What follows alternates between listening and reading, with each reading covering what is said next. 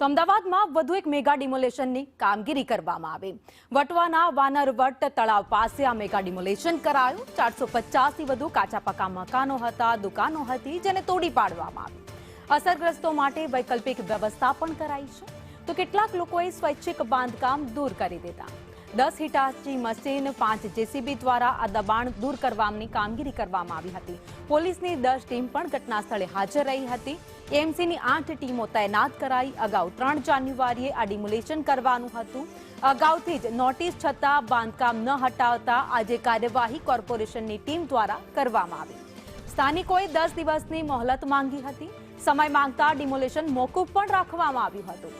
અગાઉ ચંડોળા ઈશનપુરમાં પણ આ ડિમોલેશનની કામગીરી કરવામાં આવી હતી। 2010 પહેલા વસતા લોકો માટે વૈકલ્પિક વ્યવસ્થા કરવામાં આવી છે। વાનરવટ અને મહાલક્ષ્મી તળાવનું ઇન્ટરલિંકિંગ કરવામાં આવશે। તો રોપડા તળાવના ઇન્ટરલિંકિંગને લઈ કામગીરી શરૂ કરાઈ।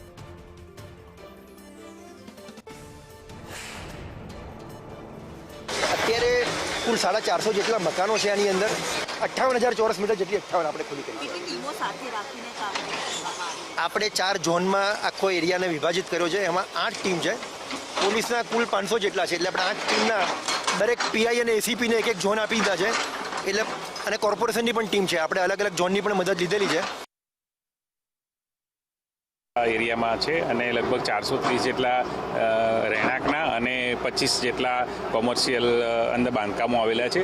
વોટર બોડીની અંદર આ બધા બાંધકામો હોય કલેક્ટરશ્રી પાસેથી તળાવનું પોઝિશન મળ્યા બાદ હવે તળાવને ડેવલપમેન્ટ કરવાનું પ્લાનિંગ છે। વત્તા વાનરવટ તળાવ, મહાલક્ષ્મી તળાવ અને રોપડા તળાવ 3ને ઇન્ટરલિંક કરવાનો પ્રોજેક્ટ ચાલી રહ્યો છે। આપણે જોયું હશે કે લાઈન નાખવાનું કામ ચાલુ થઈ ગયું છે, એટલે એના ભાગરૂપે આપણે આ જે પણ અહીંયા ઇલીગલ જે બાંધકામ છે એને આપણે દૂર કરી રહ્યા છીએ। અહીંયા લગભગ 40-45 વર્ષથી બધા અમે લોકો અહીંયા રહે છે અને અહીંયા ડિમોલેશનનું 2021માં એમ લોકોને નોટિસ આપી હતી કે 2021માં તમારું મકાન અહીંયા તલાવમાં આવે છે, એટલે તમે વૈકલ્પિક સુવિધા કરી લો। એ ટાઈમે અમે એમની જે નોટિસ આવી હતી એ નોટિસનો જવાબ એ લોકોને અમે આપ્યા હતા કે તમે આ નોટિસ આપી છે, અમને વૈકલ્પિક સુવિધા આપો। અમારા પુરખોથી બાપ દાદાથી અહીંયા રહીએ છીએ અમે, એટલે અમને વૈકલ્પિક સુવિધા આપો, પછી અમે અમારું મકાન તોડો, અમે જવા માટે તૈયાર છે। બસની વ્યવસ્થા એમના બધા ડકોસલા છે, એ ખાલી બધાને ફેરવે છે। અમે મ્યુનિસિપલ કોર્પોરેશનમાં એ વખતે અહીંયા ગયા 3 કલાક અમે ત્યાં બહાર બેસી રહ્યા, પણ કમિશનર સાહેબ અમારને મળવા માટે એમને પાસે ટાઈમ નહોતો।